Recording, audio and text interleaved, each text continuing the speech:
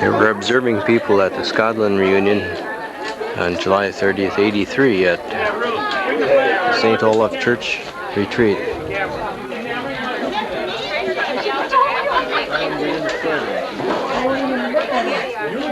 Wake up, Gary.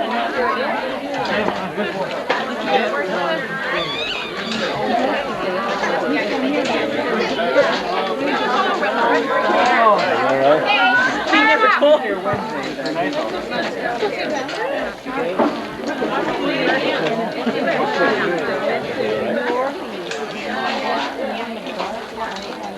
Hey, we'll introduce ourselves before we start. We're Anna Mae and Irvin Pritchard. I'm Lars Swenson. This is my wife Lena. I don't know if I can top that or not, but we're Harlan and Ethel. This is Mr. and Irma Ellingson. They're related to us on the Ellingson side. I used to be an Ellingson. This is my cousin. And it was their son and daughter-in-law that cooked the supper for us tonight. Okay, we're going to try this now. Like we have to listen very carefully to hear the tape, so we know what to do. Now to be quiet. So if you can try to be quiet, otherwise we'll goof up, and that'll be our excuse. But we sure wouldn't want to do that.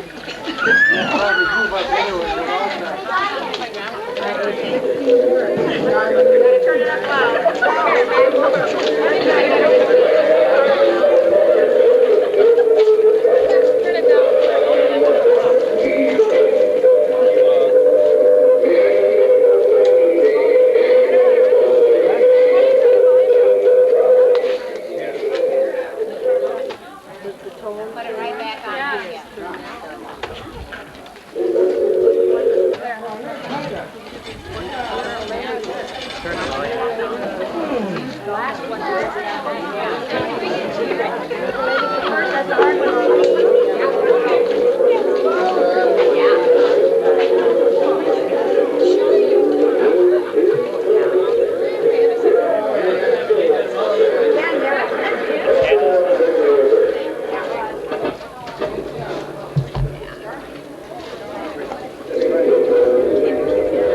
Hello there. More. Wow.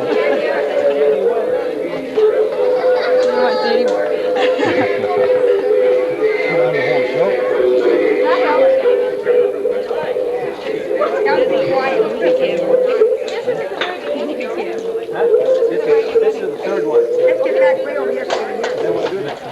Oh, I see. Okay, play it on until we get it. First two, yeah. I think Norman should call it. You know it by now. Skip that one. I got that, Dave, over there. That's pretty good. We're at the third one, so we need to get that.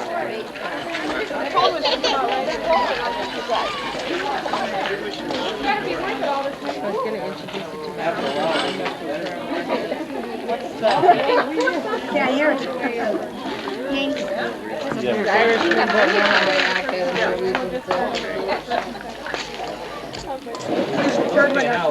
That's the last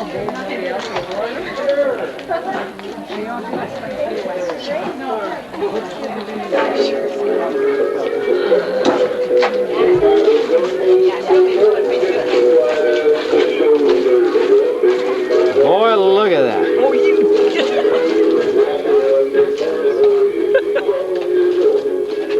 Oh, about that.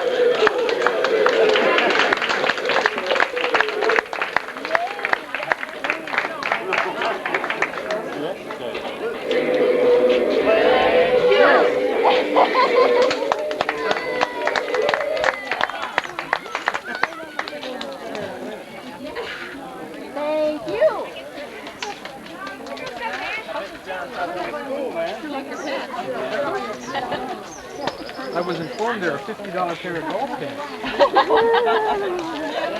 So I gotta keep them.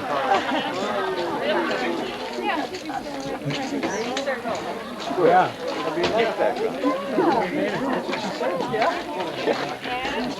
Don't say a thing. That was a nice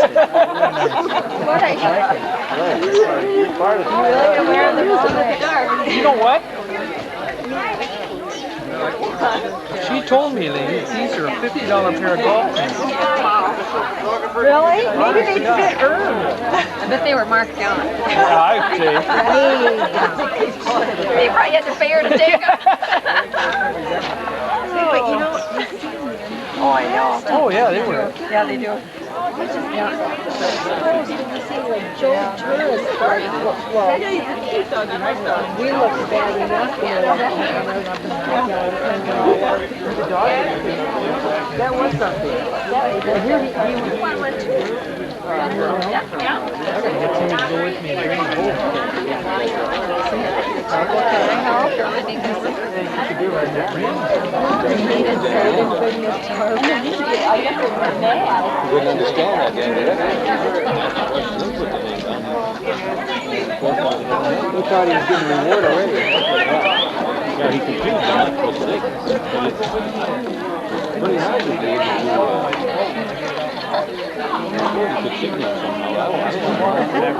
You mean he's gonna get all wet? He had to signal about 9 minutes.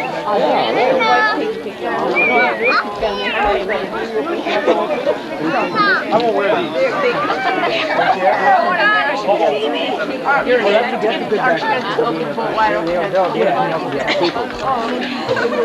Well, whatever. That was true. He said the square root is 9. You go in. You can have the square root we want.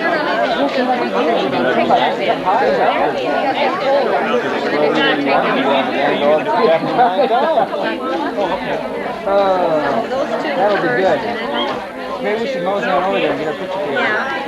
You could probably make a little bit. Yeah, well, the baby. And you bring it at 3 years old. Could make a quilt. And then 3 years later, bring it back and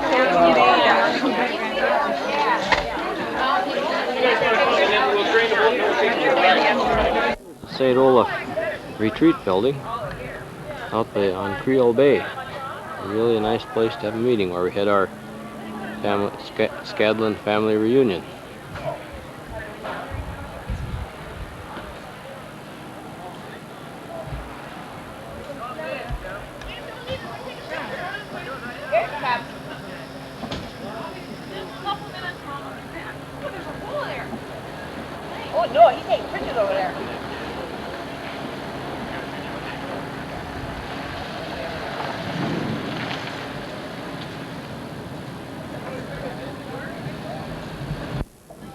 You're on TV now. See there? Janet said she ran off the pickup too. I wasn't the only stupid one. Where's Jessica? Oh! In the pickup. Dad, Grandpa, you look through your. You take a picture. That's it. Grandpa, this isn't. Well, picks up everything you just told me. Picks up the sound. Well, I'm not going back on two. The guy that does it professionally. I mean, you know, says all the art and everything. Well, no, actually.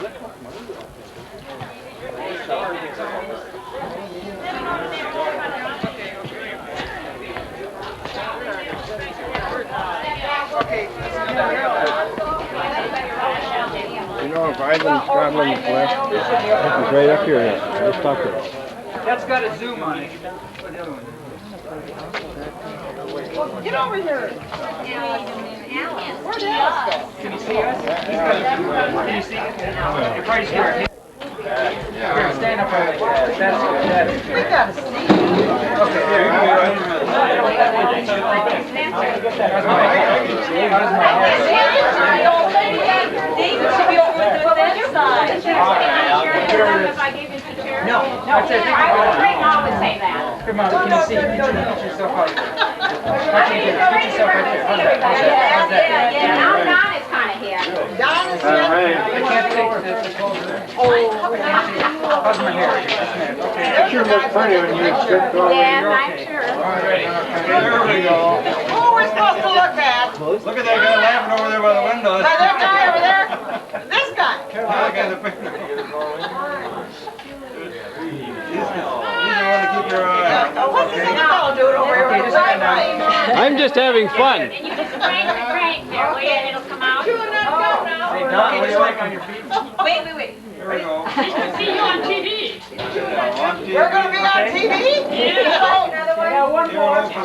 One more. One more. We have an educational channel What are we doing over there? I don't know what's so funny about this crew. Look at him laughing. Don't worry, don't worry. Funny Don't worry story, about you it. seen all this?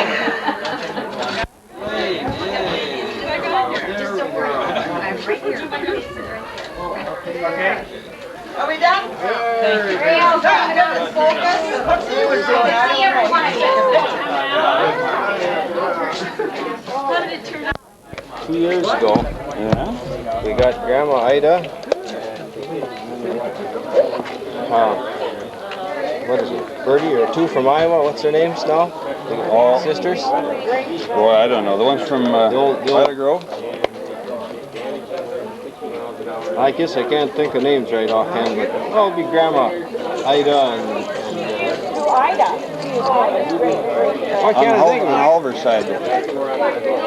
Why can't I think of the name of all of the sisters now? But anyway, we've interviewed them for about. You let us know. Let me know when you're going to take it. Okay, geez. John, look this way. I'll do one more. Wait till I see if I cut the heads off so I know if I And you pointed at here. Yeah. Now you're taking her picture. See? Show this to you some other time, see? Next reunion or something. Somebody told me they'd seen me on movies. I wonder who was that? David. Here's how they do it. They start out. Oh, okay.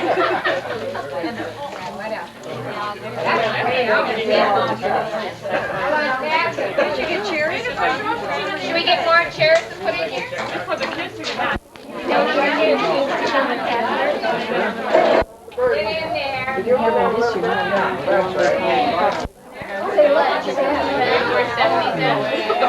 Here they're laughing. Oh boy. Yanni. Yes, we are. Now I got you again. Hey, what's your name? Scott. Scott? What's your last name? Huckleberry.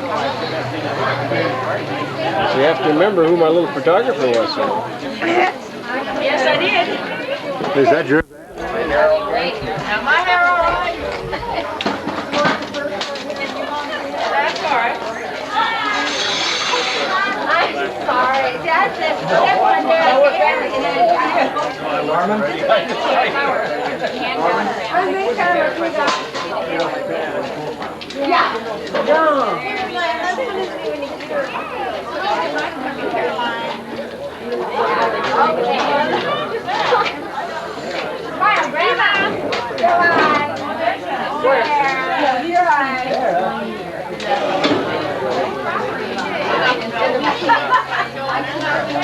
Hi.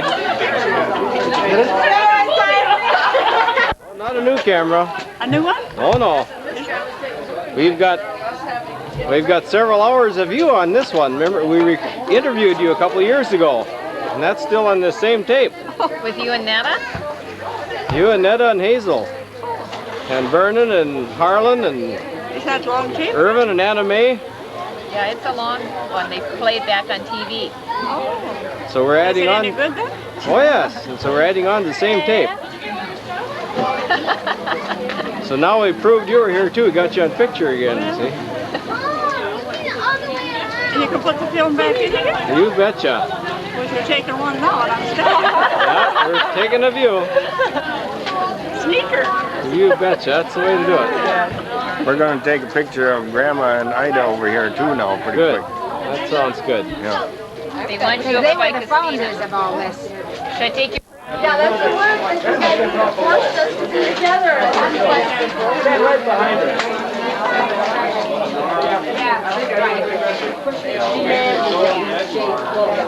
Grandma, can you show me this one? Yeah, look at what they make up. Over here. Okay. Wow, Grandma. This way, Grandma. I didn't better goose her a little bit. Smile, you have to see her smile there. Get her over there. Look this way, Grandma. Make a Maryland story. Joanne, come on, Grandma. You want to film? I'm gonna take this picture. This will warm up.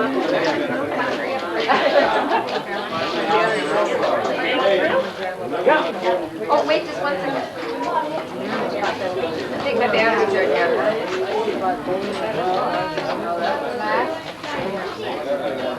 Never mind, I think my batteries are down. It's not warming up.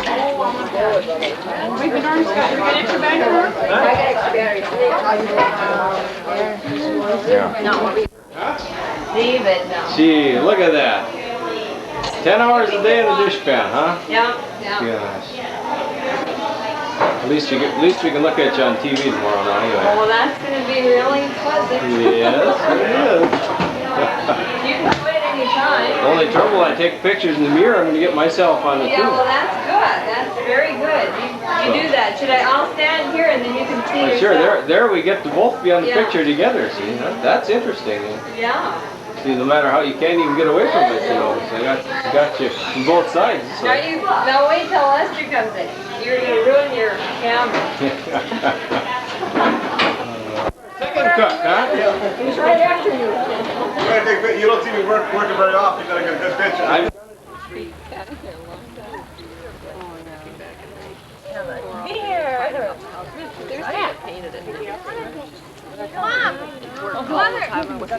Here, I got some more crackers. Oh, she's got crackers. Hey, Chrissy. Hey, Chrissy. You like that red light that's blinking out in front? I don't have it either. Wait, bye-bye. Say bye-bye. That a girl. Can you walk pretty in here? That a girl. You want those? Let's see. Can Chrissy walk? I'll go see if I can find some cheese curds. I'll go and see if I can find some. Oh boy. Okay, I'll go look at the top. Chrissy! Hi, Chrissy! No, Chrissy, come on! On the top, like, Okay, I'll go look at the top. behind her. Come on!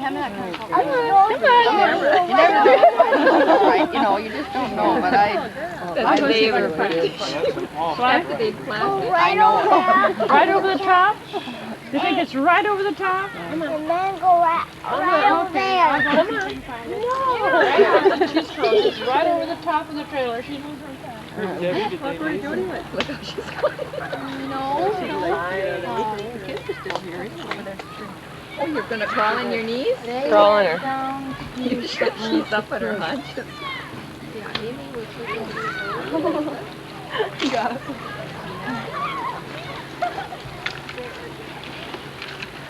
Boy, that was a nice grandma to let you out of there, wasn't it? Pretty nice growling around here. Close to the table. Yeah, we're part of it. Yeah. Flies are the worst. Oh, hello there. Hi. Well, I wonder when those guys do the best. Well, no, I talked to Annie this morning. Oh! Boom! Go back to Judy here. You walk uphill, maybe that's easier than down. Come on. I do have enough work with this. Walk to Jody once. Oh, yeah, there's always Jody, ever walk something to you? do. It's not- Hold that can of It's coffee. not the 4 days without. Oh, bye. Chrissy, Chrissy, look at Judy. look at Auntie got. They've got Look things that they've been doing a while. Want some pop? Of course, there's a lot of things that have to be Come done on. in between times that aren't gonna be. Yeah, come on. There she goes. Look at her. That hand's gotta go. When she starts walking, she's gotta have Oh, that. nummy. hand. We'll give it back to Grandma. Come on. Oh, they're really bright. See that hand? Just... Oh. Up you go, up there, you go. Look at that. Up you go. That was pretty good. Yeah. Come on.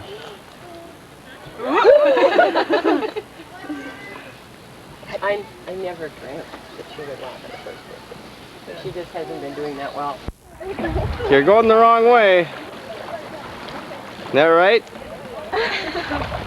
It's wetter the other way.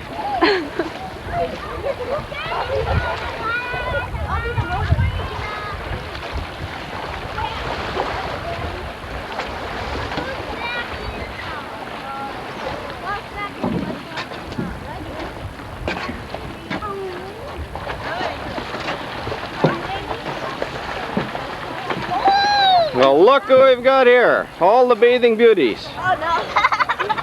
Oh no. Look at that. They got We've got Paul and Amy and Missy. Where's Amy? She's gone.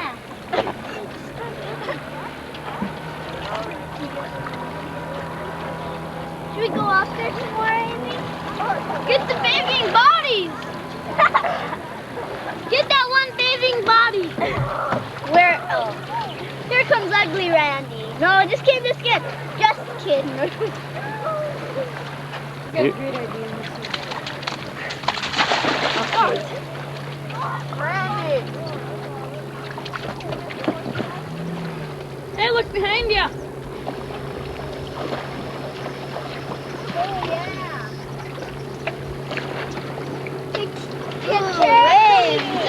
Wait!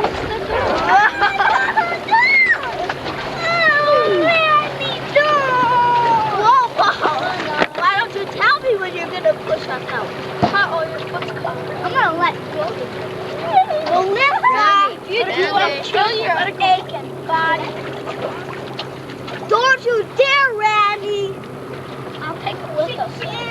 No, don't! I went topless. You're a chicken too. What do you mean? You're a chicken too. Get your foot out of there. I'd go out there if someone big around me. Well, yeah. There's nobody big around you. So what would you say? Okay, you crowhead. All right, Donnie. Full brain. I suppose I should get back. Better watch it, Paul. Yeah. He's being recorded. Help me.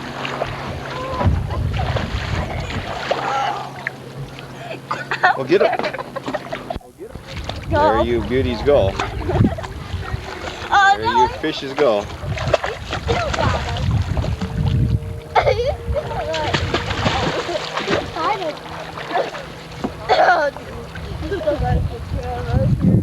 And I'll find that Paul. Here he is. Get behind there. Now I'll get him over here. You're on candid camera, Paul. Here comes Amy. Look, they got a race going on here. Huh? I don't want to be on camera. Better watch out, Randy. We're gonna be on camera.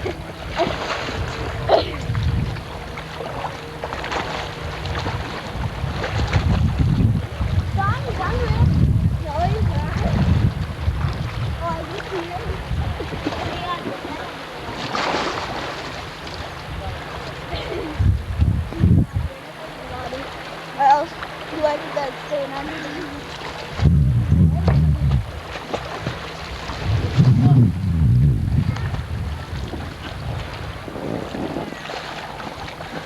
Uh-oh. Water skiing these things. That was a fun ride though, wasn't it?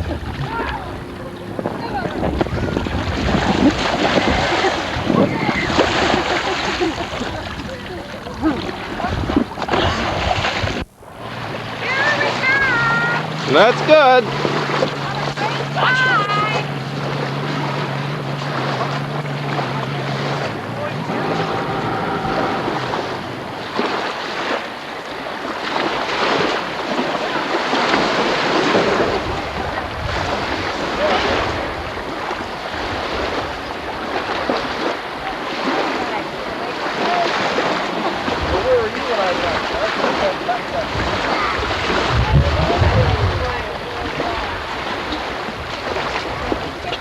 You must have been around that lake twice. Go way down and see about that. Quite a ways around. Mom, Daddy, Look out, what's the butt? Good. We saw Devil's Lake from the inside out. That's the way to do it. Don't so cool.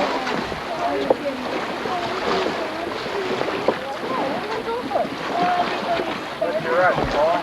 Everybody's starting? Oh, we're in no hurry. We're in no hurry. That's today. Don't have any minnows. Never catch any fish out of your pen? Oh, yeah. Yeah, that's the way. Might as well tell a big lie. I see with all your fishing rods out there, you must be catching some. That knot here, John.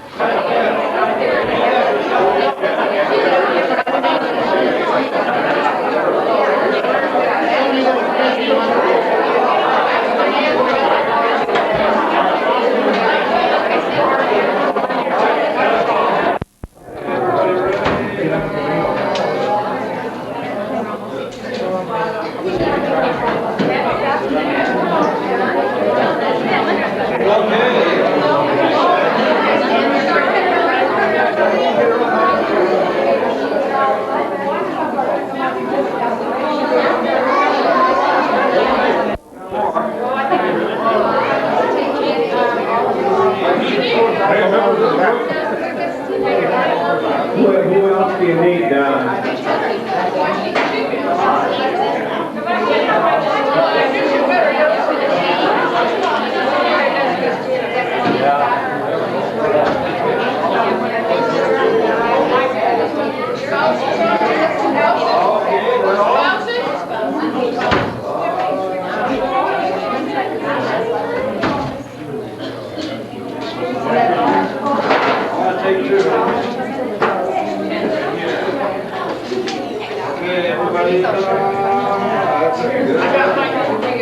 Hang on, guys.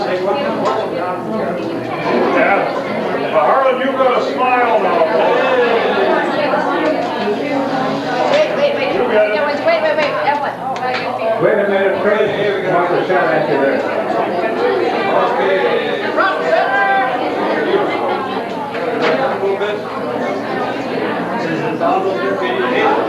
Can you get a little cozier? Oh, yeah. Squeeze her in.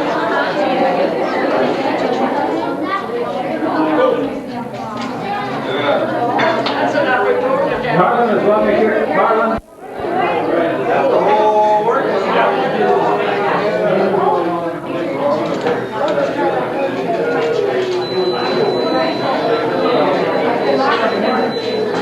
Something tells me I just ran out of fellow.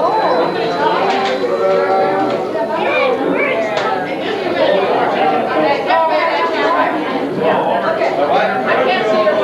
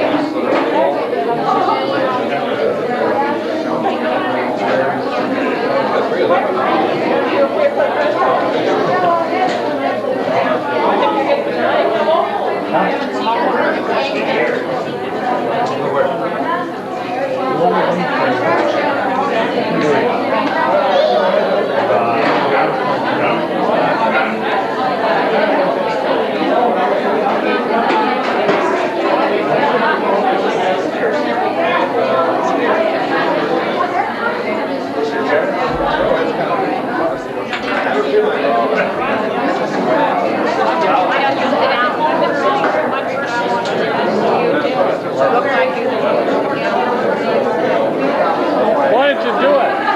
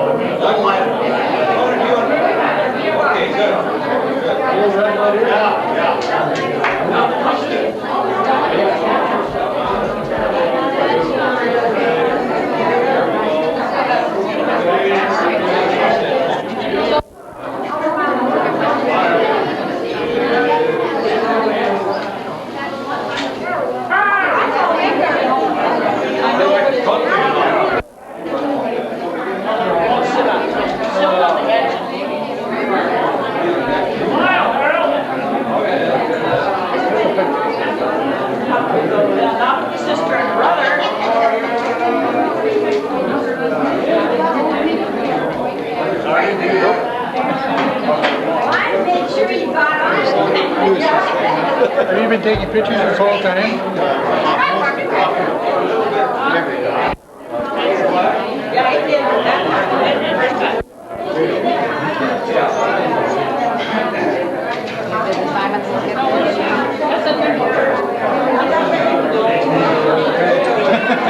Why don't you holler?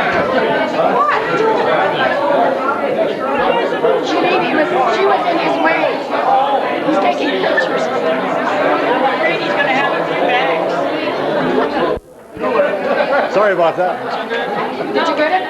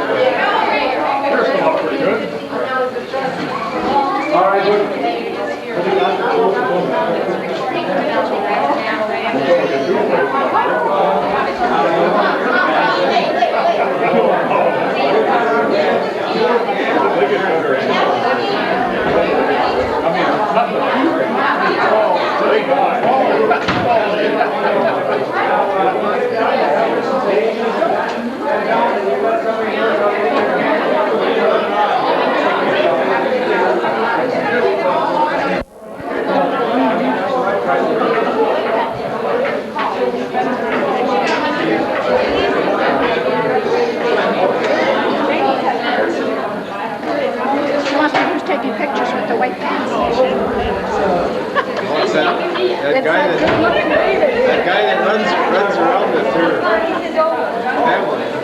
Hey, Don. 6.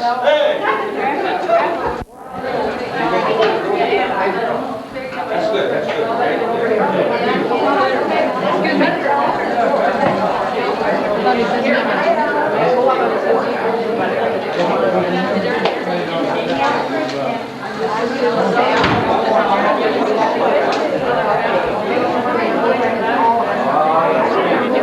What do you do?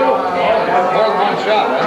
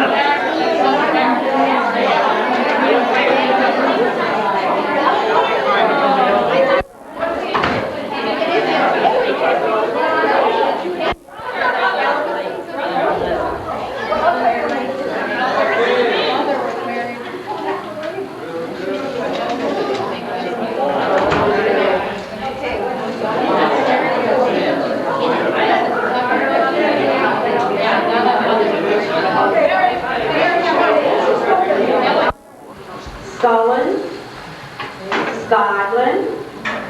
Skoglin, Pagan reunion. This is, let's see, what number reunion is this, Mom? What was it last time? Yeah, it does. Up at the top. Doesn't it say 80? Well, I'll read it. We shut it off. Go find it. I thought it said at the top of the minutes what.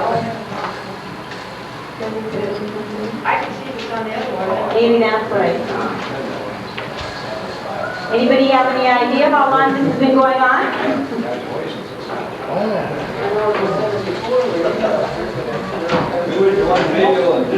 My daughter gave me script order.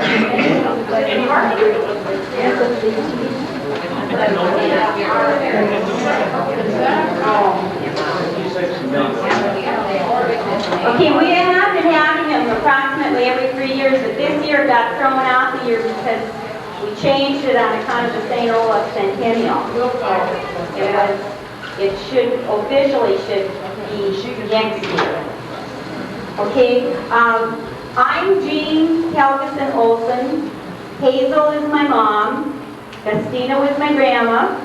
And Halvard was my great-grandfather. That's how I'm connected with this. And Jane Ellingson Holtz back there. She and I and Patty, your sister, are the ones that signed that letter, that famous letter you got last spring. And they are Ida Ellingson's granddaughters. And we've been having quite a time trying to explain to some of these young kids how they're related in this reunion. Corey, my son, who has known Tracy Holge for a long, long time, said today, "Am I related to her mom?" So you can see how interested the teenagers are. They can't get it quite straight here. All he said to me was when we came, he says, "Well, I know this isn't an Olsen reunion." Okay, I'll have my mom read the minutes from the last reunion that we had. Okay, the Skoglin Hagen reunion was held Sunday, June 29, 1986 in Mayville, North Dakota at the Senior Citizen Center. Registration and coffee was at 10 o'clock. Dinner was served at 12:30 by the Mayville area relatives. A collection was taken to help with the expenses for the preparation of the meal and the other miscellaneous things bought. Donna Stoupe, Leroy Stoupe's daughter, played a piano solo during the dinner hour. Mrs. Harold Arlene Desmond called the business meeting to order right after the dinner. Business discussed was whether or not we should continue on with the reunion. It was discussed that we should and that the reunion be held at the same time as the St. Olaf Church 100th anniversary, which is in 2 years. Harlan Helgeson and Anna Mae Pritchard were elected to be in charge of arrangements. Gifts were given to the oldest member, the youngest, and from the farthest away. The oldest member was Nora Skoglin. The youngest was Rachel, the daughter of Donna and Vic Foxton, Moorhead, Minnesota. And from the furthest away was Lois and Richard Miller of Newark, California. After expenses were taken care of, there was a $5 balance, which was added to the 100 left from the 1983 reunion, which leaves $105 to use in the next reunion in 1988. 79 people attended this 1986 reunion. Respectfully submitted by Dagmar Joel, Secretary. P.S. 2 40th anniversaries were acknowledged. Mr. and Mrs. Early Tustin and Curtis and Lila Hagen.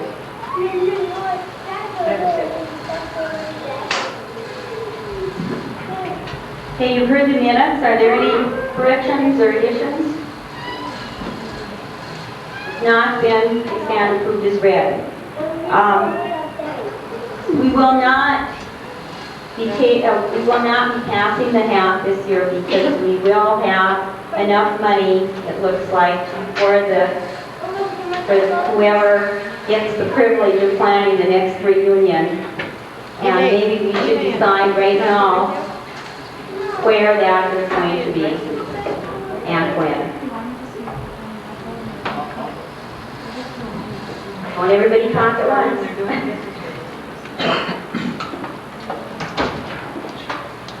Now, I don't know if you want to plan it 3 years from now, or do you want to plan it 4 years from now because we moved up on the years, or what do you want to do?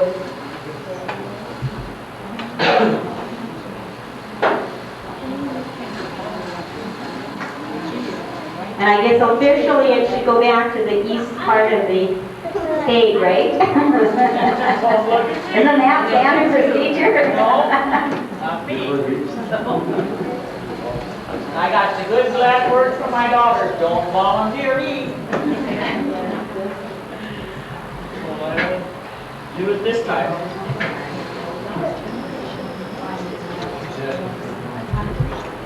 Well, I did last time. I'll do it this time. Well, first of all, let's have a show of hands of the number of people that want to have another reunion in 3 years.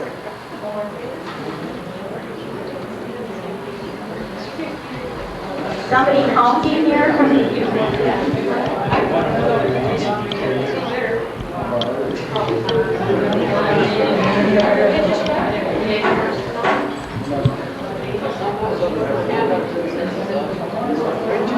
Okay, how many want to have it in 4 years? Might not be here. How many don't want to have another one at all?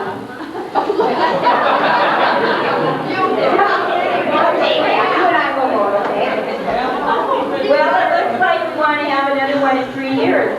Now the question is, who wants to be responsible for it? And where do you want to have it? 3 years will be 1991. Scary, isn't it? Yeah. I'm sure they roll over to somebody. It's a good Minneapolis. Yeah, but you can telephone better. Somebody up in your area.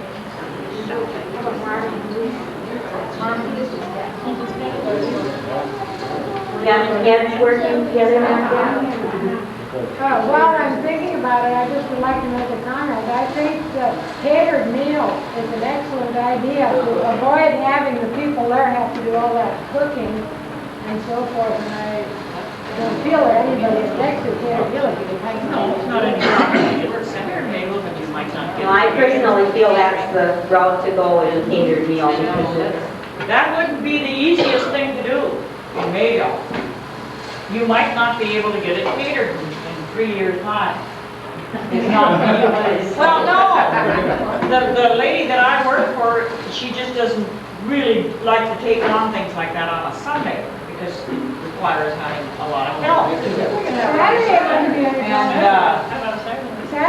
Saturday, we're all retired. Then you have to have that hall spoken for really early. Well, we got 3 years. That would be a problem. Saturday, Leroy, did I hear you volunteer to be the chairman for the next one?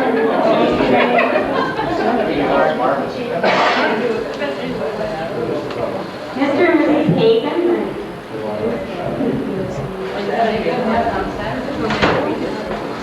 Well, I'll tell you what, whoever decides that they want to be the chairman, then that's strictly up to you, and the rest of us have to go along with it. I mean, maybe not everybody liked what Jane and Patty and I did either, but I mean, that's what we have chairmen for. You should ask how many you want to have on Saturday or Sunday, which day you prefer. Okay, how many prefer it on Saturday? Saturday or supposed to rest. No, you're right. Okay, Sunday. Oh, well, looks like Saturday wins. And somebody should be filling that catering job down there because the catering becomes more popular all the time. Yeah, something might happen in 3 years. Yeah, somebody should be buying that off. Why don't we select a person from there and a person from here and then let them decide?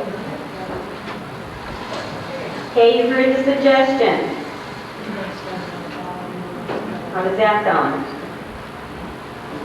Who wants to be the person from there and who wants to be the person from here? I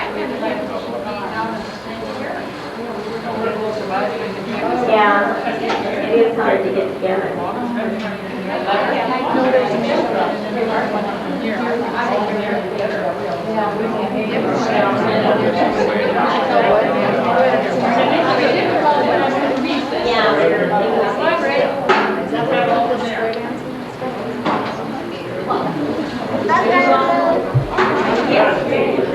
You want to come up, use the mic? Maybe you do it. Garbage over there? Yes. The Stalkies and Jagans will be the contact people down there. So you choose down from up here. For just a contact. For just contact. At what time will they be? You said it. Any particular time? You just said it, and we just have to adjust. Yeah, I think that's the best deal. You just go ahead and say it's going to be in Mayville, North Dakota, at whatever time. Everybody anyway, so just set the date and we work around it. March 31st. I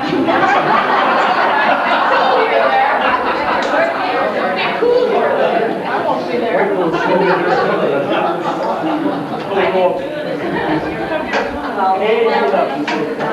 Okay, so we have Mr. and Mrs. Hagan and Kay and Leroy. And Ines. Well, Ines, you could be the boss, okay? Okay, thank you for volunteering.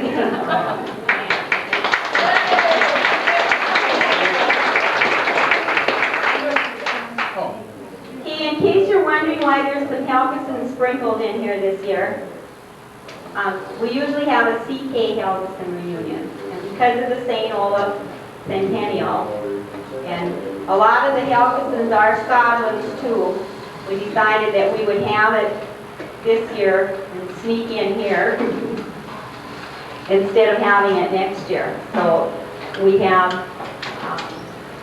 Lillian with us, and Donna May and her husband and daughter, and Allison Elford, and then also my dad's sister from Tacoma, Washington is here, and I'd like to introduce her, Ella Nyhus. Stand up, Ella.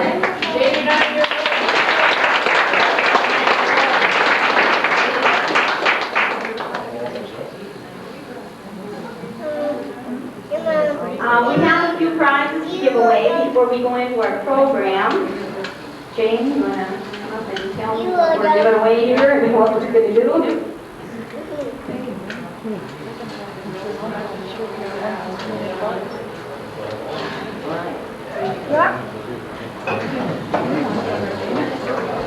Okay, we have a prize for the youngest one that's present today. Who is the youngest one present? I think we lost all the kids today. Is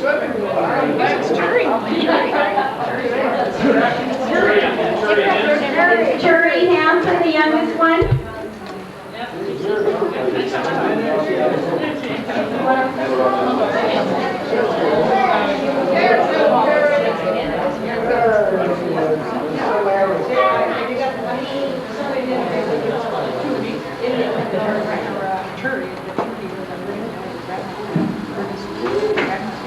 Churi's the youngest one and the cutest too. Lift her up so you know.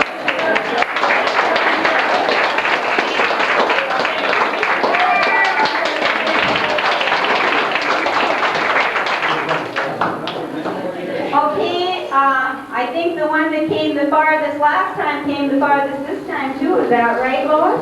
I don't know. We came twice as far this time because we drove through Canada.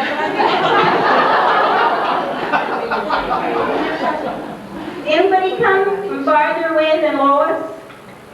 Where's Lois? There she is. Tell us where you're at. San Francisco, California.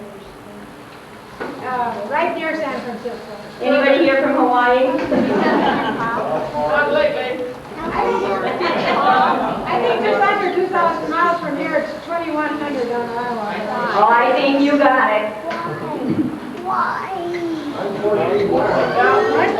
Let's start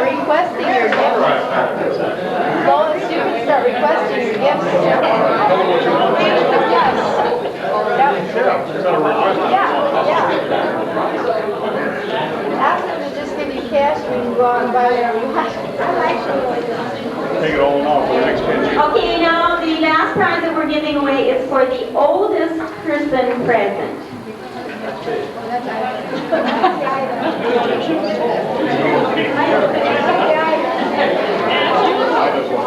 Okay, how old is Ida? Oh, Ida's 93. How old are you? 93 in August.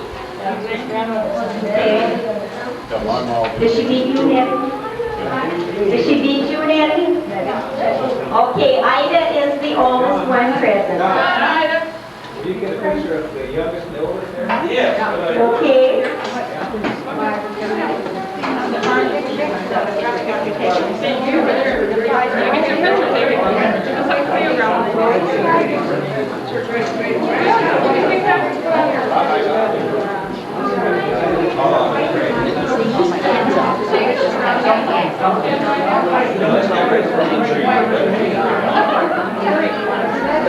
Also, if you notice, the family tree that used to be on the paper has been redone and put on the cloth, and that was done by Geneva's daughter, Donna, from Moorhead. And we will need to do some adding to that, so if you look over the tree and you see something that's missing, please let us know so that it can be added on there. Okay, there is a paper up there. And also, if some of you changed your addresses from last time, we'd like to have an update in the file on your address too, please.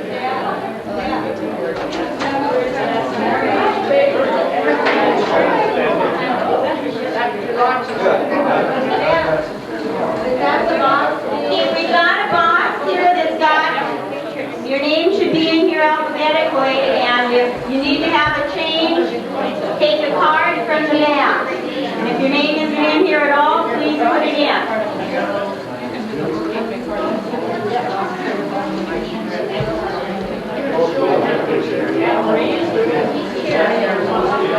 And I think we should give Ida a hand for being the oldest one present.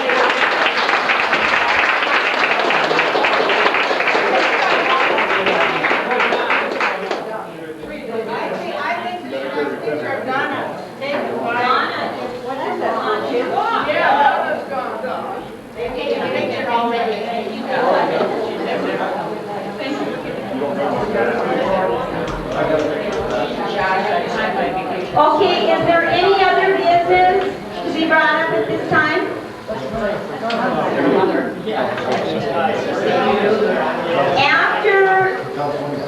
After our program, will the Helgesons please stick around for just a short meeting so we can decide when we want to have our next meeting? Okay, we have a musical selection from Mr. David Neely today, I believe. Is that right, Dave?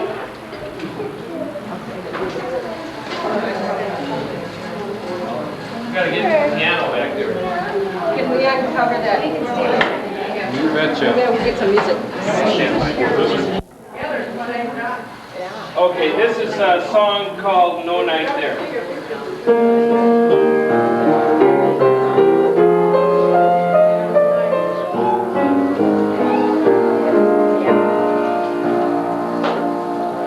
In the land of fadeless days lies a city foursquare. It shall never pass away, and there is no night there. God shall wipe away all tears. There's no death, no pain, nor fears, and they count not time by years, for there is no night there. All the gates of pearl are made in the city foursquare. All the streets with gold are laid, and there is no night there. God shall wipe away all tears. There's no death, no pain, nor fears, and they count not time by years, for there is no night there.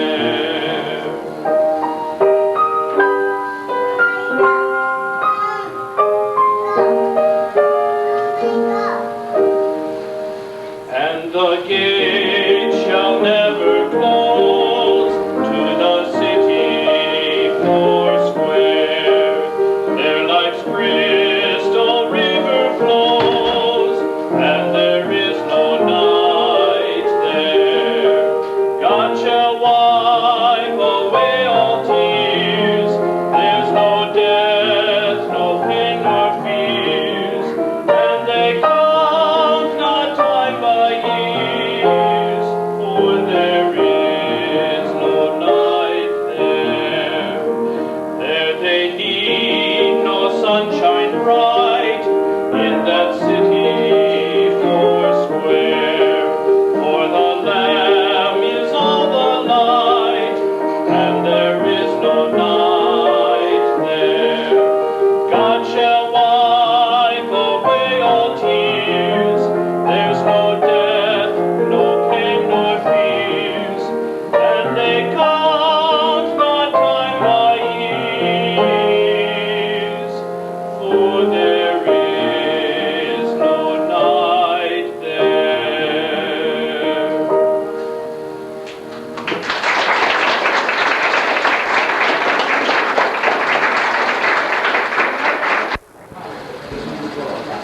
Maybe you want to just stand up and take a stretch. I got to just take a few minutes to set up my projector and everything. So Marilyn, stand up and dress a little bit. I want to give you just a little introduction to history first and why we're up. You know, as I tell many people, 7 or 8 years ago, anybody that got interested in the family genealogy, I thought they were just a little bit out of balance, you know.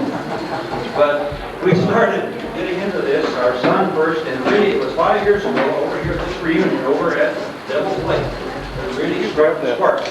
Our son Dean found the address. Can we shut off some of these lights, maybe? And that all together. Yeah, and we'll just carry it over here. Okay, I don't know if you can see that or not, but our son Dean found the address of this one Helgi Skoglin in Norway, and he wrote a letter to him after that reunion in 1983, and about a year later, in April of '85, he got a letter back, and that was the spark of the trust, because Horst Skoglin, which lives in Norway in the old farm there now, found back to our son, and that was an inspiring and stirring letter to us that we decided that we were going to Norway in 1987, but we never did hear back from him. It just took forever to hear back. We wrote to him, our son wrote to him, and everything else. But as it ended up, we decided to go anyway, and about a week before we got to leave for Norway, we did get a letter back from him, and we'll show you that as we go on with the slides here. What I've got here, and again, I'm going to be showing this a couple of times, and I've talked to some of you about it already. I just like to start out a little bit with that. Well, maybe Lynn would have something general to share here to start off with. Well, on the table up in front, I have some gifts placed there that these were given to us by some of the relatives. Some that were direct Skoglins and some of the relatives. They were very, very gracious to us. They fed us, they toured us around. And so these are some of the gifts that they gave us to bring back. And so they're up here on the table. Then we fixed up a photo book up here of relatives in Norway that we've taken pictures of and labeled them. Also correspondence that I've been corresponding with 2 young ladies, 17 and 18. Also, I sent Christmas cards last year, and I struggled in Norwegian. I had about 8 weeks crash course before we went. So they were very gracious to my badly worded Norwegian. As you all know, the verbs on the end of the words and so forth. So, but in there are letters or Christmas cards that they sent back to us, and I tried to interpret them the best I could. And so you can just look through that book up there and then take a look at some of the gifts up there. Yeah, I might add, if you have any questions as we go along, just speak up, and I'll also add, feel free to get up and go out and leave. I don't want to bore anyone with slides. But I likewise want to answer any questions or expand on anything that you're interested in.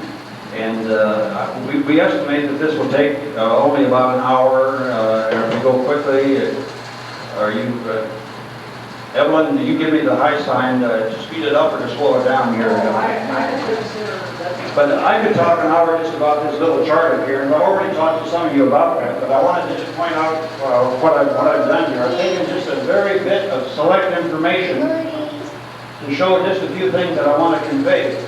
Actually, there are 7 generations here. The oldest person that we have any information on is Gunnar, I guess they say, Gunnar Helgeson. He was a tailor born in 1773. Now, the center of the chart, the blue spot here, is what I call our Helge. He was our Helge that came to America in 1865. And as you see, then, well, I don't know where to start here, but our Helge is right here. He was the 5th child of Halvor Gunnarsson and Ossie Torstensdottir. We have a picture of Ossie Torstensdottir here that was found in Helge's trunk up on the farm. But what this is, A, is over here on the left-hand side, A through G are the various generations. We have 7 generations, Gunnar Helgeson being the oldest one. His second son then lived, and he was the father of our Helge, as well as all 10 of these children. Halvor Gunnarsson and Ossie Torstensdottir fathered 10 children. Ingeborg must have died, well, as a girl, probably died early, no other information on her, but the eldest son, Torsten, of course, was the one that stayed on the farm, inherited the farm in Norway, and it's his descendants. This green line that I've got coming down here is the bloodline to the people that now live on the farm. All the people in yellow are people that we visited in Norway. Helge, their Helge, lives on the old farm, the old place. Their son, Torsten, that we stayed with for 5 days, is his son, and has built a new home just down the mountain from the old folks, and you'll see that in the pictures I have later. Over here for our Helge, again, interesting things, and I won't take a lot of time, but just briefly, our Helge was the first one of these 10 kids to come to America. He came in 1865. His older sister Ingrid came in 1866, a year later. She later married Mr. Fulsis, and as many of you know, Ingrid and Fulsis were without children. They apparently adopted Helge's oldest child, Halvor, or took care of him, whatever. I have shown only the children of Helge by his first wife, Annie. Halvor, Narvi, Gundr. Gundr was my grandfather, so the red line here traces my bloodline down to my father Spencer, and down to me and my 2 sisters, Alice and Betty. So you see that our Helge and his elder brother Torsten of that generation, and then we're 1, 2, 3 generations later, I and Torsten, who received it in Norway. I think, I don't know, any questions on that? I need to do that. I was not wondering, you said it's Gunnarsson, or Helgeson to begin with, and then Gunnarsson. How did it get? Yes, the first was Gunnar Helgeson, and then his second son, he had a son called Helge that must have died early.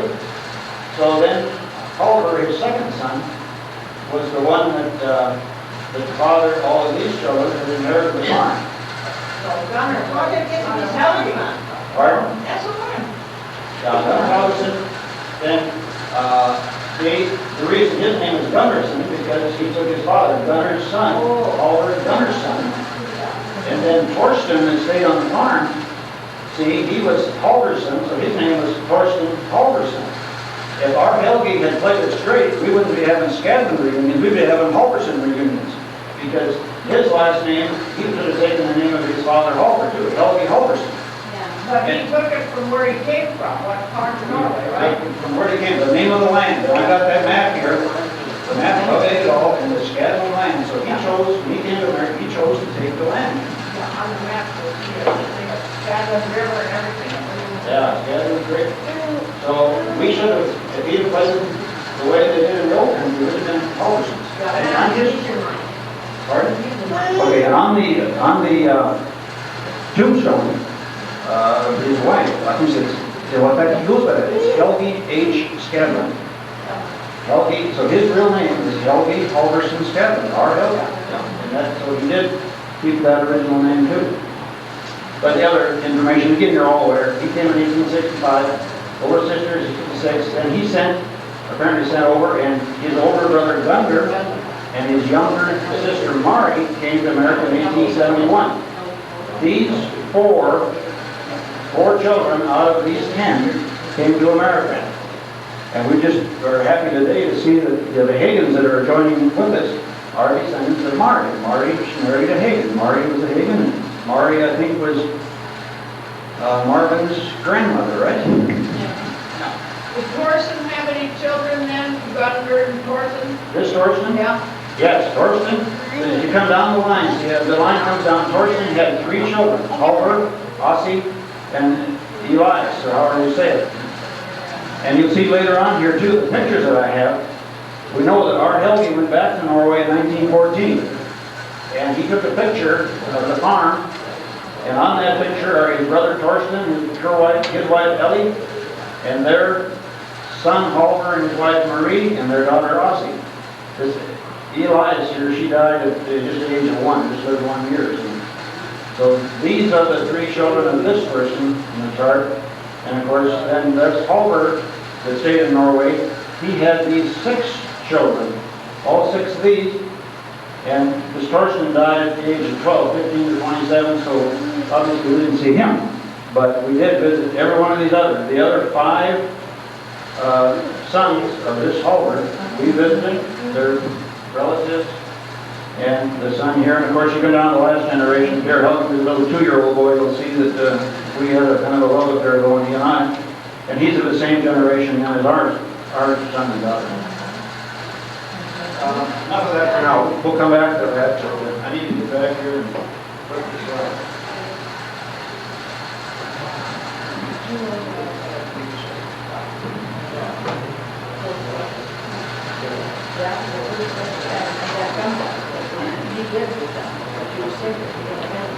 This is the letter that we got, as I said, we left from Minneapolis first week in June. This finally got this letter from Thorsten. Glenn, do you want to read that?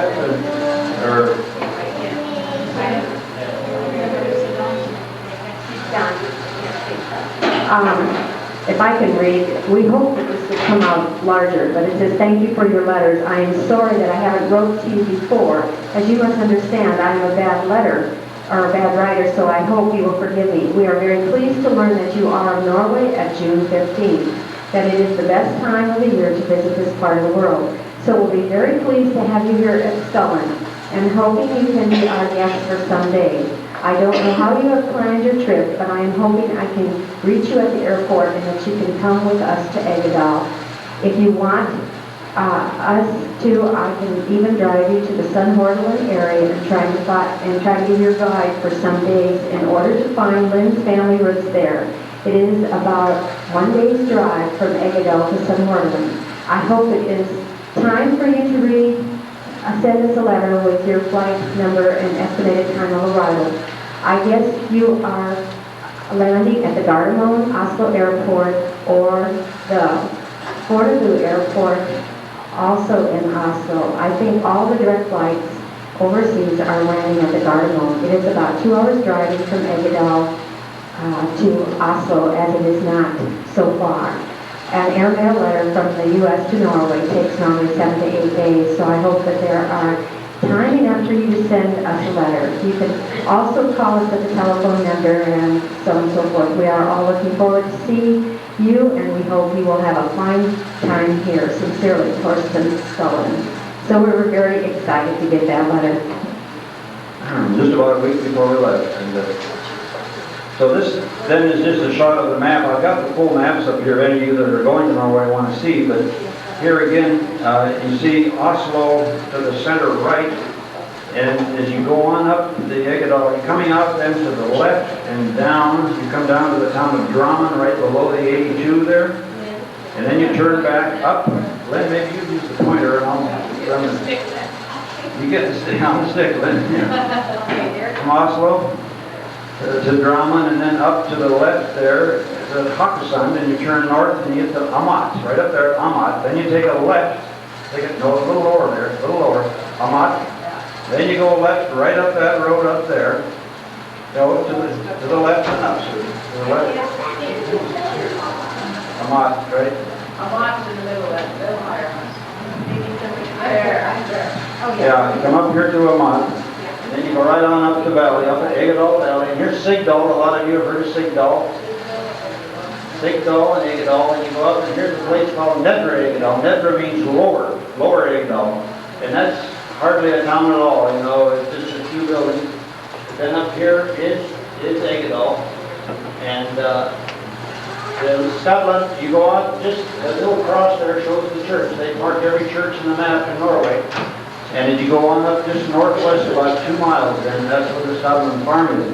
And I didn't, they messed up in my slide, but I've got a large-scale map here of Egadal that shows every building and shows the Scotland plant and the Scotland creek. So you can take a look at that if you're interested afterwards. This is just another of the same, and just up a little further. Okay, here it is. We called Torstein and got up, and this is Main Street in Egadal. And that is Torstein, the descendant of Helge's older brother, Torstein. He lives in the farm there, and that's his little boy, Mary Helge, is the one I said to me, and we fell in love the minute we met, and we just had a great time there. So the Egadal Main Street there on the left, the Egadal Church is just over to the right on the same side here. And that road, if you go right through Main and Egadal, is pointing straight north, and it bends off to the left and goes on up to Scotland. And you see the mountains in the back, it's just about the way they look. This then is when it's in Torstein's home. Maybe Lynn, you want to? Okay, this is Bjork, and that's the mother of her Helga, and then this is her daughter, Anita. She was married before. And our Torstein in his home. And this little Mary Helge, again, he's so special to me because every time I asked him to smile, you know, so when I take the picture, so the minute he saw me bring the camera out, it's hard to get a natural, because he'd screw up his face and just make a face for me. It was so funny because but here you see some of, this is in Torstein's home, again, a very new modernistic home right down the mountain from the parents' place. And the parents' place, by contrast, again, is old and quite rustic, but extreme contrast. There's Papa and little boy, and his little teddy that he carried all the time too, sitting there in the living room. And there's the three of them all together in the same place. And that's Anita and her boyfriend. The second day we were there, they were taking off. You know, these Norwegian people, they live pretty good. They were going for a weekend trip down to Cyprus. Yeah. She's graduated. She and a bunch of girlfriends. Yeah, not with him, no. But that's great enough. This then is their Helge. This is Torsten's parents, Helge and Ingeborg. And they're standing on the steps of the old place. And that's the same site, the same place that Helge left from and visited again in 1914. And we have heard since Lynn has got mail that he had a slight stroke just before we were there, but he was still up and around and good. But he had a more severe stroke after he left, so we understand that he is in a wheelchair right now. But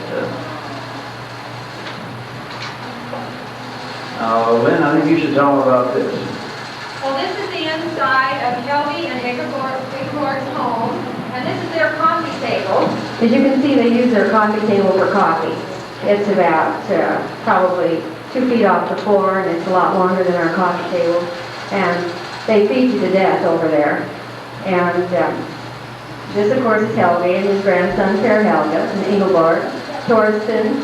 And then this is Torsten's daughter's son, Thomas. When they start 3rd grade, they start speaking English. And he was just going to start 3rd grade, so he didn't speak any English.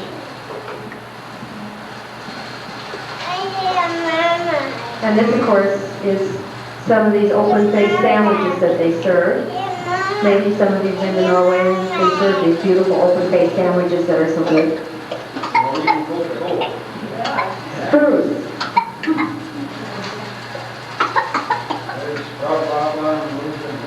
That's a real natural look for a pair of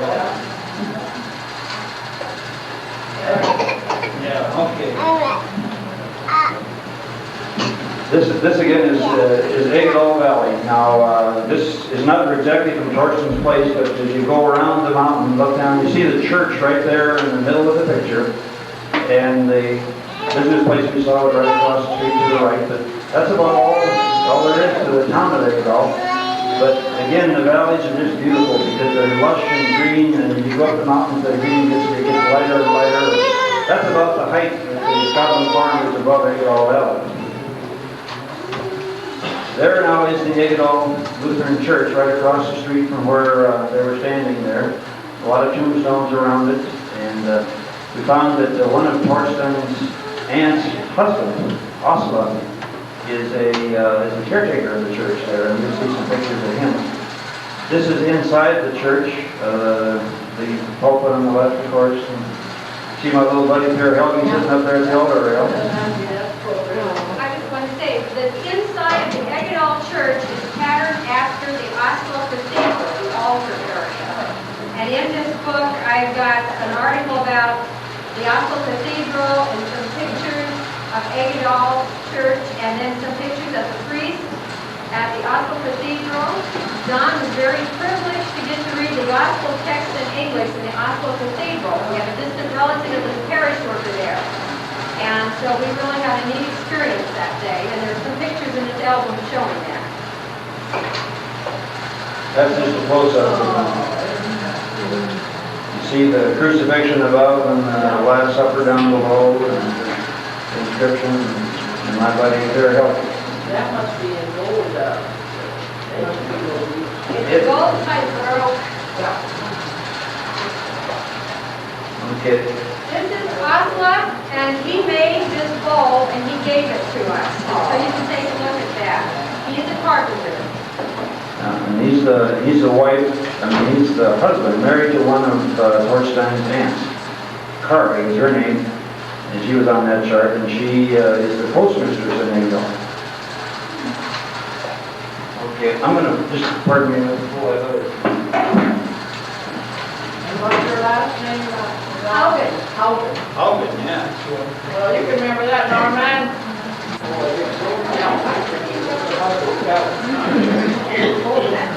I want to see this is also, as I mentioned, now I want to get this other slide that we had before.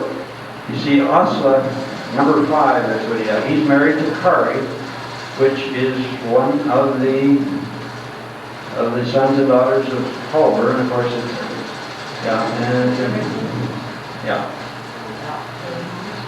And so we've been, again, all those people in yellow you're going to be seeing pictures of here shortly. This is Torsten and Ellie.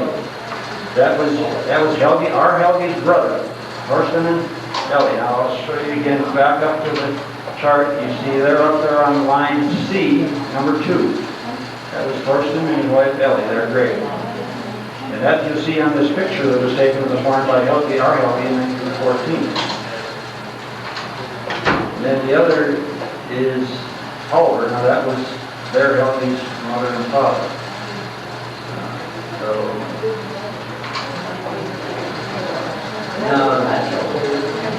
This is a picture of a couple of pictures That's Helgi's brother and wife. Yeah, that is Torsten and Ellie. That's that same couple. And this is Helgi's mother. Yes. And that short picture at the last reunion, we have identified it. That was Helgi's mother. With that Yeah, that was a picture that we sent back, and a young lady I'm writing to, she asked the uncle and sent me the reply just before we came. So that's who it is. That would be the lady up there on row B. She was married Ossie Torsten's daughter. Great grandmother, right there. That's that lady. That's that lady right there. And this is the young lady I wrote to, and this one, and this is the uncle that gave her the information to write back to me. Okay, we'll go fast. That's them again. Just photos of pictures. All right, we'll start there now. Yeah, okay, that is Oslo again. Well, then maybe you want to Okay, real good. That's the man that made the bowl. That's the man that made the bowl, and that's Torstein's aunt Kari, that is the postmistress there, their husband and wife. And that's Haugen, right. And that is Tora, another one of Torstein's aunts, and her husband Arnie. And they have that daughter Annie that's been writing, and Annie wants to come to America so bad. We'd love to have her as an exchange student, but her dad Arnie doesn't think he wants to let her go. And her last name is Friedenberg. Why is she afraid she's going to get They're not come back, I suppose. They don't want to come back, yeah. But and that view is really nice with them where they are. See, he's caretaker of the church, and you'll see the Egdal Church right out behind. That's there looking out over their deck and patio there, and looks right out over the Egdal Church to the back, and then the mountains in the background. They're right down there in that Egdal. We could be looking at Scotland out there in the background. I don't know. Another picture of them. And This is Annie Friedenberg, the young lady I've been writing to. And then that's her mother, Tora. And then this is her other granddaughter, Solveig. And then this is Tora's other sister, Kari. When they found out I was so excited about their costume, a bunad, why Torsten, before we went to lunch at this lady's house, he had them all get their bunads on so that they surprised us when we came in. And so that's why we have them all, because they usually wear these only holidays. Yeah, our sons in Norway went. And you can see that that's the churchyard, because they're right off to the right there. You can see the tombstones in the churchyard, so it's a beautiful scene, even though it doesn't look over a cemetery. That then is sitting in their living room. Their picture one just over to the left, and everybody's sitting around. That's again Osla and Arnie there, and Lynn and Kari and all of them. And Torstein holding my buddy Per Helge and his wife Björk. And again sitting around and eating. And that's another one that I got on. Somebody else took a picture. You did, yes. Good picture. Good picture. Me and Per Helge. Per Helge, yeah, we were together whenever we could make it. Hey. Okay, now you want to start with Yeah, that is Torstein's oldest aunt, Ellie, right there, and her husband, Olaf, and their daughter, the tall blonde young lady, Marie. So Marie and Torstein would be cousins. And this is their home, outside their home, where we went for lunch again. it's another uncle, that's Olaf, O-L-A-V, again a brother to Torstein's father. Yeah. And his wife Anne. And there again, this is taken again in Torstein's home. There you see, just finished real well, all four of us. This then is Torstein's older sister, Odd. She is married to this man, I think he's a accountant. Yeah, went to their home down in Vickerson there. Again, the Norwegians are doing very well. They had an indoor swimming pool in their home, beautiful pool, and these three children. And again, the lady there, she was just confirmed, young lady Ossie. And she just been confirmed. And of course, they get their bunad when they're confirmed that everything goes as planned. And she was just real proud and placing their two children, Christian and Morton. Yeah. These bunads with the jewelry and everything cost about $2,000 because everything is hand embroidered, and there's usually special women in the community that do this. This young lady I've also been writing to. It's so nice because they write English. I just took another picture of her with their eyes open. Real sweet little girl.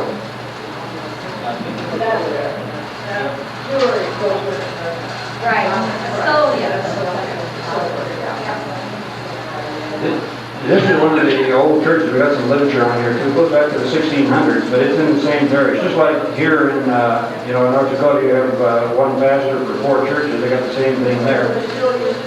Still using it. It's called it's botanist. And we get there on a real rainy day, but it's the oldest one in that parish of 4 churches. Same pastor services all of them.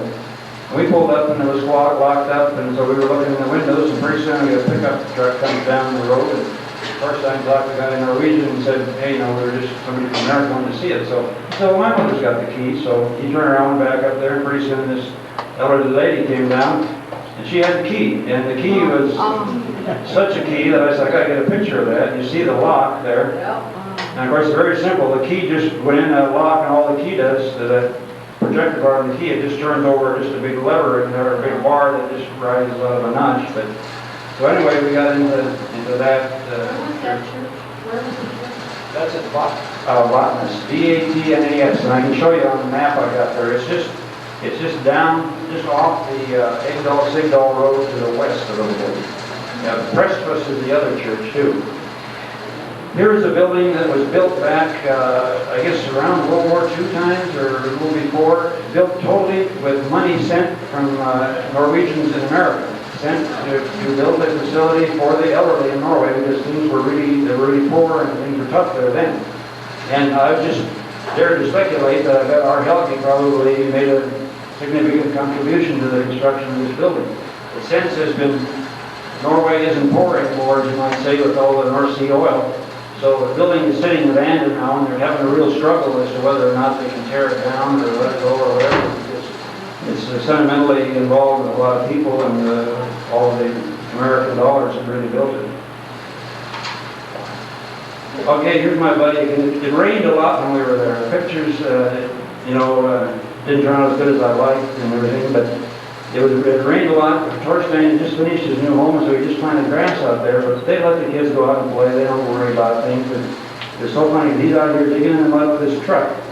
And as I just sat back in the patio there watching him, the next shot, he got up to come on over, and look at that smile. His left foot is about up to halfway up to his knee in something like quicksand, and he couldn't get out. He was trying to walk, and I was talking to him, and he was smiling at me. So I turned around, and he smiled, and he literally was stuck. He couldn't come out. So Mama came to the rescue, and she put on her boots and went out there and pulled him out of the mud. But he is a cute guy. And here again, the family picture with the cat too. The cat's name is Puss. In Puss. Yeah. Okay, got just a few more here in this picture.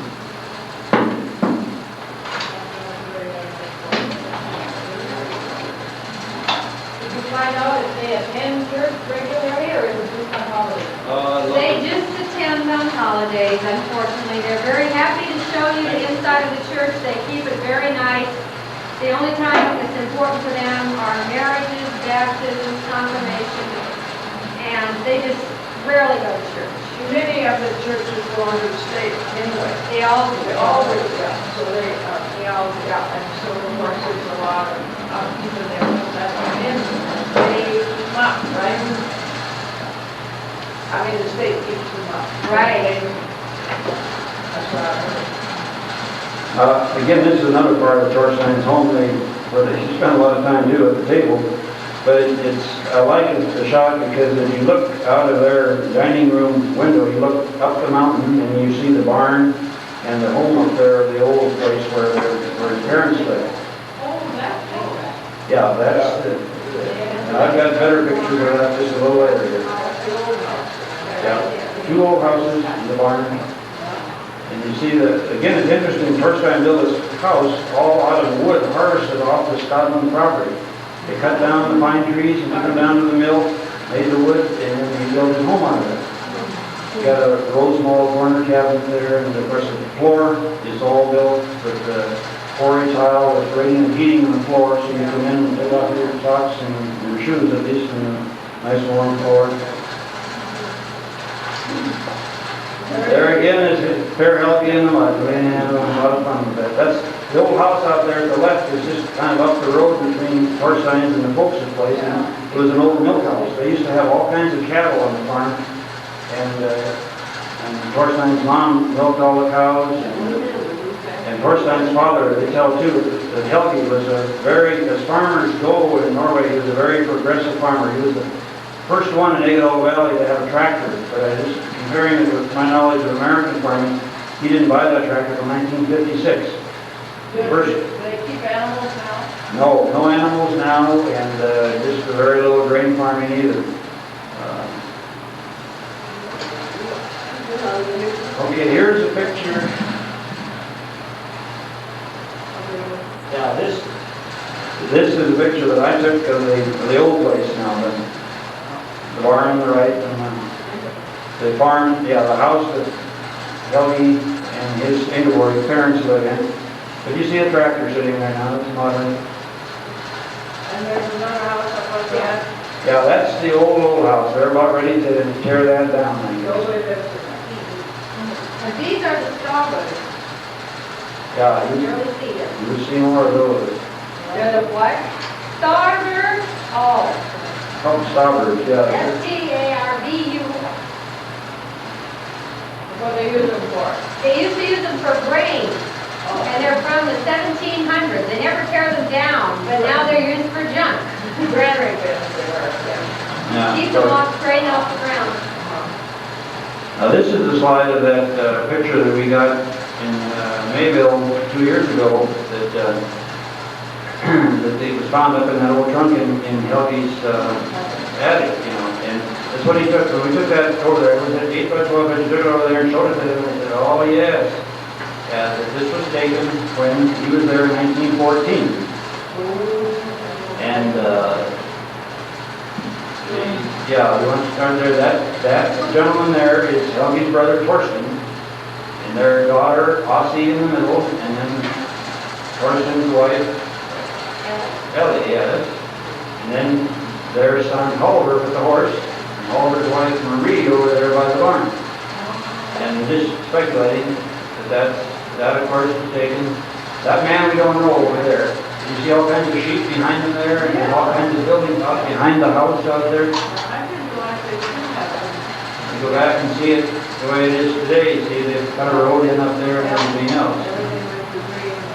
The barn, the old barn was tore down. This is the new barn that is built right on the same site. Same pattern almost. Yeah, same pattern. And you look at the house to the back in the middle one there is the same shape. See, you can put a extra porch on the front and everything. Yeah. Here's another one coming up a little closer. That is really closer. And you see the house there sticks up above the mountain as compared to that there. So try to get the same shot as we had before. And they cut the road through since then. And then I just got up a little closer to see these people. You get a little more personality out of them at a close-up. There again you can see the sheep thing there and stuff up behind there. It just, I'm sure it was the photography, but it just looked so much more barren and poor. Don? Yes. Is that the place that is called Skoglin then? Yes, What does that mean? Skoglin means hurt land. Hurt land. H-U-R-T, hurt land. Yeah. Hurt or damaged? Damaged, yeah. They had a fire at one time apparently in, I don't know if it was the 1600s, and that's why they named it that. Those are the granaries. Those are the so-called stoppers. I don't know why they built the second story wider than the first. You know, that's the way they built buildings in early America to fight Indians. But Probably some way so they could get chutes to get that grain out by coming out on the outside. probably, or the ventilation, I don't know which. But you see, they were turned here. They turned 90 degrees. Before they were on the right side of the barn. Now they turned, rotated them. But there's still buildings that go back to the original times there. Now, you asked about the Skoglin farm. Actually, there's two. Those of you that got a copy of that genealogy that we brought with us 2 years ago, you see there was a Skoglin North and a Skoglin South. That's Skoglin North, and that's Skoglin South over here. Skoglin South is no longer in the Skoglin family at all. It was sold off. Long time ago, and is now unoccupied. It is. But the lady that is a distant relative by marriage that was a caretaker at Oslo Cathedral, her name was Olaf Karen Skoglin. She was born on Skoglin South. And those of you that are interested, you'll want to look at this map we have of Egedal and the valley there, because I asked Torstein to draw on that map the approximate area of the Skoglin North. And he's done that, and you'll see on that map that it reaches all the way down to the valley where the river is, and then it comes all the way up the mountain. And Torstein, being a carpenter, has built a whole bunch of cabins up on the mountain that they rent out. Way up that steep part there, yeah. The land next down to just a very narrow strip to get through, and then it spreads out again up on the mountain. And people from Oslo and Drammen and those guys, they come up and rent those cabins on the weekends and stay up there. And it's, again, beautiful. The next shots here are going to be, which we just kind of going around the mountain up here, taking pictures, looking back down at the farm. That's a little closer. You see Skoglin south in the foreground. And the houses, and you see Torstein's house down the mountainside, right over there where we live. And he's got a Volkswagen truck there. Strange to see Volkswagen in Norway, you know. It looks like the end of the power line. Could be, or that's just better where they brought power into that line. Oh, it goes on over to the right, yeah. It's smaller lines, yeah. Yeah. Probably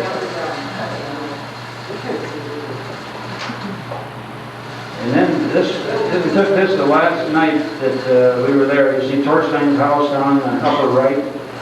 And Torstein took me up, you know, he got kind of emotional towards the end there. He said, you know, Don, he said, you're like a brother I never had. And he wanted to, the last night Lynn stayed down with Bjork.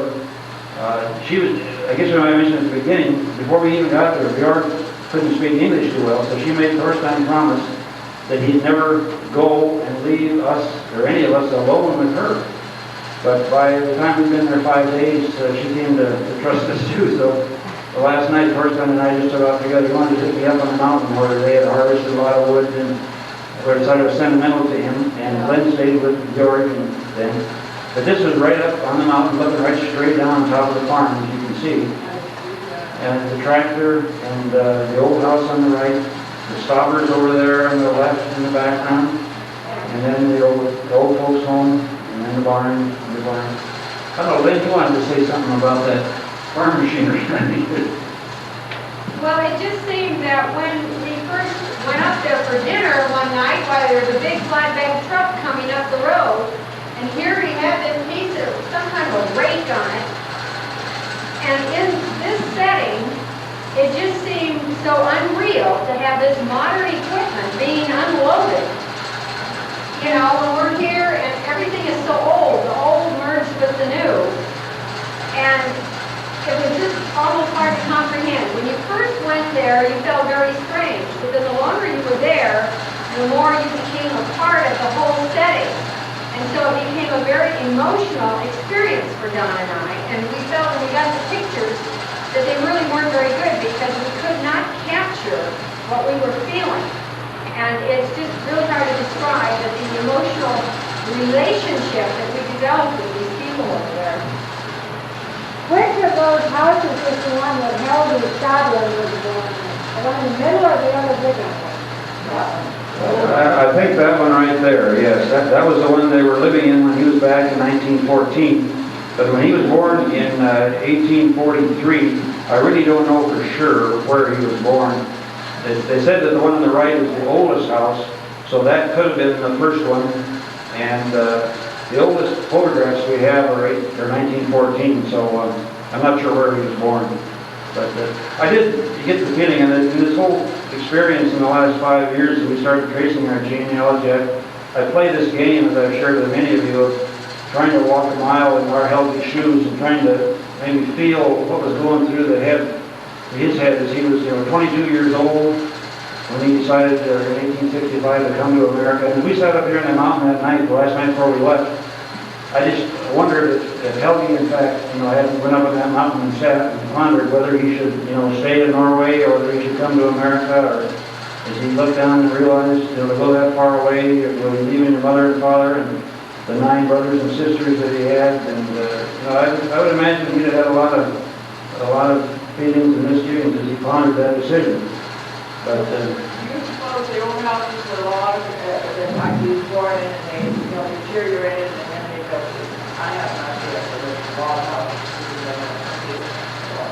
Yeah, it sure could be. Yeah, they didn't treat the logs like the new house or the Even the Egedal church that's there is not the one that Helgi was baptized in. They replaced that, but the chancel furnishings, many of them came from the old church. They used a lot of what? You've seen that kit, they used a lot of what? They used a lot of what? Yeah. Now here's another view trying to get a feeling for where the Skoglin setting. This is quite a ways away, but the farm over on the right edge is Skoglin North, our Skoglin farm, right there. And you see the valley going up to behind that, and Skoglin South, I think, is up there. Yeah, I get several. Now this moves over to the Skoglin North is right there at the center left. Yeah, and Skoglin South is over to the right there, yes. But again, you get kind of an idea of the setting there. Yeah, as far up as you can get and still have some crops, because they did farm that portion there that's light green, but mostly woods. And the higher you go, the less valuable it is. This I just use a close-up and I can zoom and cut in, and again you see a lot closer shot of north and south. It looks a little more dramatic. They have a neat way to clean all of their barns up there. Notice where they have the dairy portion is all concrete, the white portion, they're all like that. And then in the wintertime, I spent a couple winters on the farm cleaning barns and didn't like it too well. They just dump the portion that's on stilts. They just use that in the wintertime. They just dump all the manure and the waste down through a hole and just let it collect under the barn and clean it all the way in the spring, so they're not hauling manure out in cold weather. I just wonder why we didn't think of that here when I was down there. Well, they didn't bring that idea with us. But we didn't have that many mountains to build our barns on here. Yeah.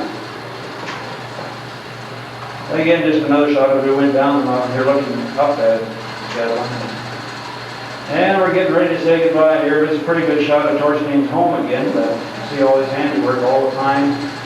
Sitting in his living room and the dining room, that old roast small corner cabinet. It belonged to his grandfather. And my buddy and I guess it's Torstein's mom and Ingeborg. She came down and she gave everybody exchanges presents. They gave presents. And this is the plate that was in that present. Oh. So we can look at it. They get all church, right? And Skoglin, which is an artist's home, and the artist many years ago bought land from the Skoglins, and that's what his famous artist museum and so forth is on top of the mountain there. And that picture is also on this plate. And that's the patio door there that goes out. I think this is a little better picture. Again, you get a feel of the view from there. Between the dining and living room there, you just look out to the yard and through the mountains. They gave us Norwegian flags, of course, as we left. And my little buddy again I kept teasing, he had a big N on the back of his tricycle there. I kept telling him that's good for Nebraska. And out in front of his house, again, last shot of him. Torstein and Georg again, just as we got ready. I kind of have the feeling here that this is about the place where Harry Elke wanted to come with us in the little Volvo that we rented, and Daddy was hanging on to it. But he wanted to climb in the car, he wanted to go. Yeah. I think that's the last one. This is just a shot of a map of Oslo, and the Oslo Cathedral there at the lower right, it's right in the Main Street. And it's compliments of Golden Arches. You see a couple of those there. I think that's the end. Okay, there's just a couple closing shots of this is my parents in their living room, Spencer and Bernice Skoglin, taken at Easter time. And this is Spencer, my mother and dad, and my two sisters, Alice on the right and Betty next to dad. She lives in Omaha. Alice lives over here in Washburn. Right, and I think that is it. Thank you for listening.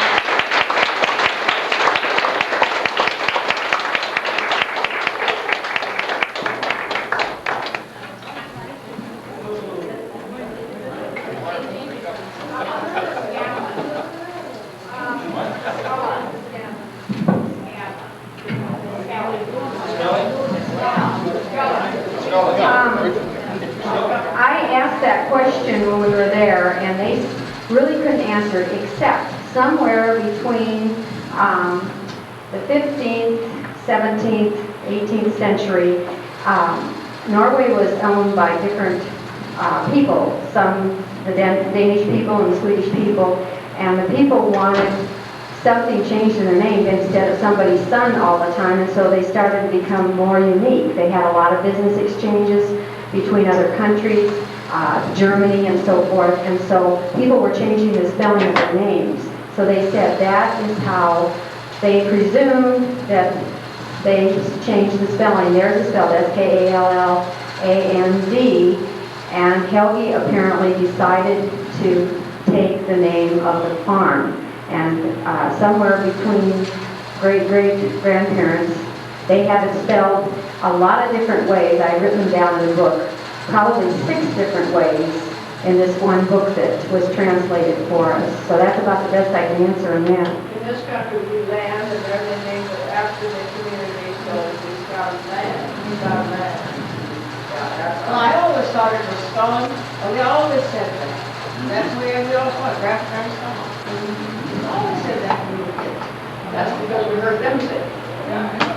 I would guess that Helgi, when he came over at 22, his name had been Skoglin over there all the time. So I suppose legally he wrote Skoglin to take. Yeah, but he probably still pronounced it Skoglin. Yeah, that's right. Written Skoglin, but pronounced Skoglin. So this is what I wrote down in the minutes. I put program turned over to John Skoglin and his wife from Omaha, Nebraska, grandson of Governor Skoglin. They showed slides taken when they visited in Norway. They gave us the history of the Skoglin family of 7 generations back. Also made pictures of the home place and churches of Helgi Skoglin. It was very interesting. It seemed like we were there in Norway with them.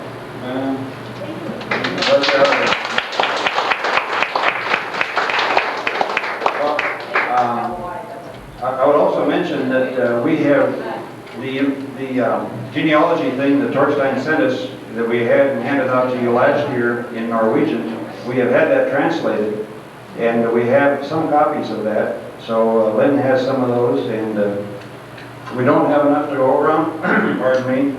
And so if it's real important to you, we'd like you to have them. But, you want to say something?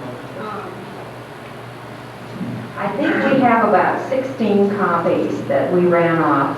We had a man out of the Sons of Norway in Minneapolis that does this, and so we paid him to translate this because we were very, very interested.